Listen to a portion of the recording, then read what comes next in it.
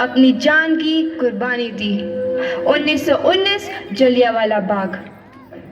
आज हमारी बैसाखी का दिन है, लेकिन पूरा पंजाब बैसाखी नहीं मनाएगा। हम सब बैसाखी नहीं मनाएंगे।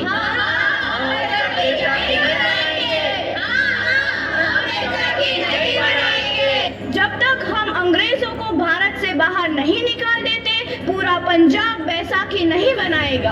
अच्छा, तो तुम सब हमारा विरोध करता है, भाग जाओ यहाँ से, इसका अंजाम बहुत ही बुरा होगा।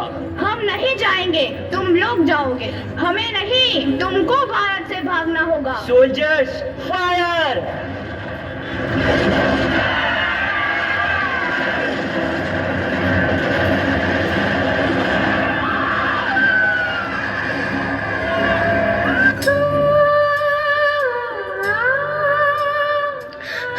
ये जमीन हमारी, ये धरती हमारी, ये खेत हमारे। अभी थोड़ी देर पहले हमारी ये फसलें लहरा रही थी, पर इन अंग्रेजों ने हमारी फसलें बर्बाद कर दी। इन अंग्रेजों ने एक ही झटके में इन सब फसलों को काट दिया। अंग्रेजों, तुम्हारे इस अत्याचार से हम डरेंगे नहीं। इस अत्याचार का बदला लेकर रहेंगे। हम आजादी लेकर रहेंगे। जलियांवाला बाग हर हिंदुस्तानी की आंख नम कर गया। इस कांड में कितने मासूमों की आहुति चढ़ गई। इतनी हैवानियत से इंसानियत कत्ल कर दी गई। जलियांवाला बाग के हत्याकांड ने आज़ादी की आग में घी देने का काम किया। मासूम औरतों, बच्चों की दर्द भरी चीखें और सिसकियां इनकलाब का गूंज बनकर उभरी। लाला लाजपत राय, भगत सिंह, राजगुरु, सुखदेव सरीखे क्रांतिकारियों ने भारत की इस जमीन से विदेशी दरिंदों को निकाल फेंकने के मंसूबे मजबूत कर लिए।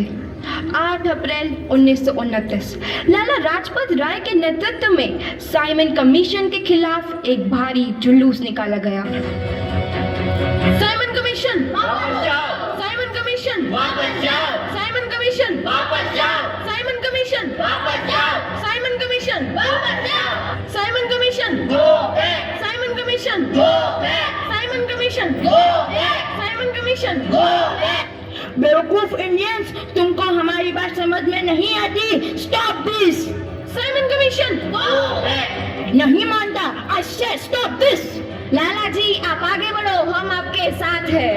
लाला जी, संघर्ष करो, हम आपके साथ हैं। लाला जी, संघर्ष करो, हम आपके साथ हैं। लाठी चार्ज करो!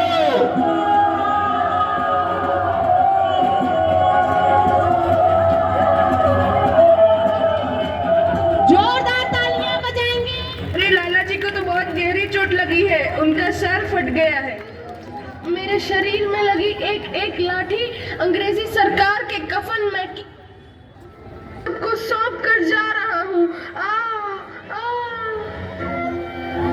लाला लाजपत राय की दर्दनाक मौत के बाद भगत सिंह, सुखदेव, राजगुरु वतन के इन मतवालों के खून में ऐसा उबाल आया जिसका सामना करना अंग्रेजी सरकार के लिए मुश्किल हो गया। अंग्रेजों को करारा जवाब देने के लिए स्कॉट और सैंडर्स को मारने की रूपरेखा रची गई।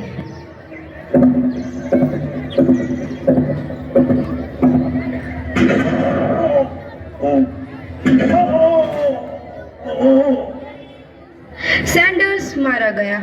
चारों तरफ तहलका मचा था। दीवारों पर लिखा था, लाला जी की मौत का बदला ले लिया गया है। भगत सिंह समेत सभी वहां से फरार हो गए।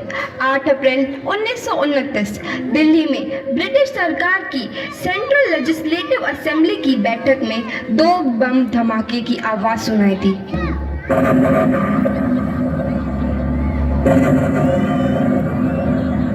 इन धमाकों ने अंग्रेजी हुकूमत को हिलाकर रख दिया। इस घटना को अंजाम देने वाले भगत सिंह, राजगुरु और सुखदेव ने अपने आप को अंग्रेजों के हवाले कर दिया। 1930 को अदालत ने अपना फैसला सुनाया।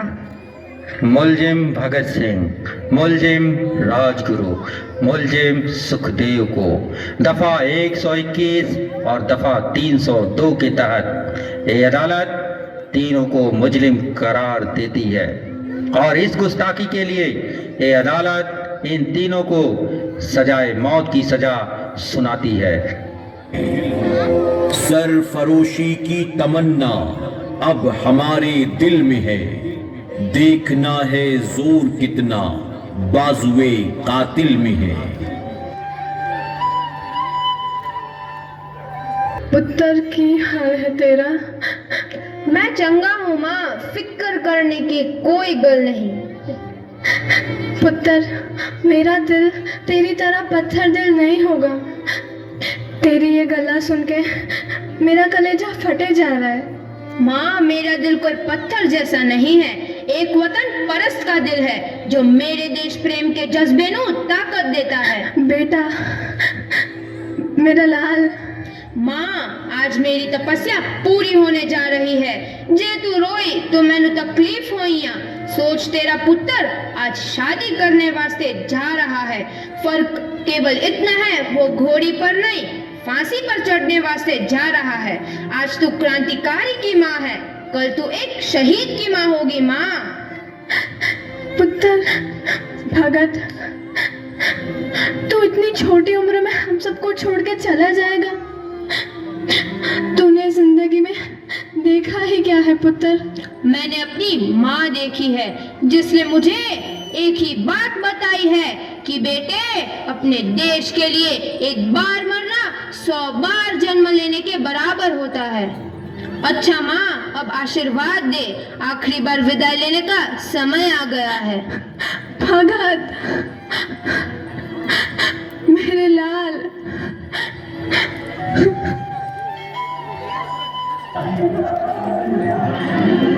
भगत सिंह तुम्हारी कोई आखिरी ख्वाहिश?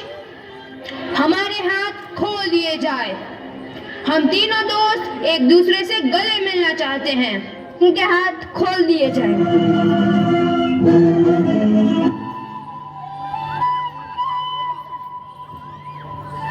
बहुत ही भावुक दृश्य।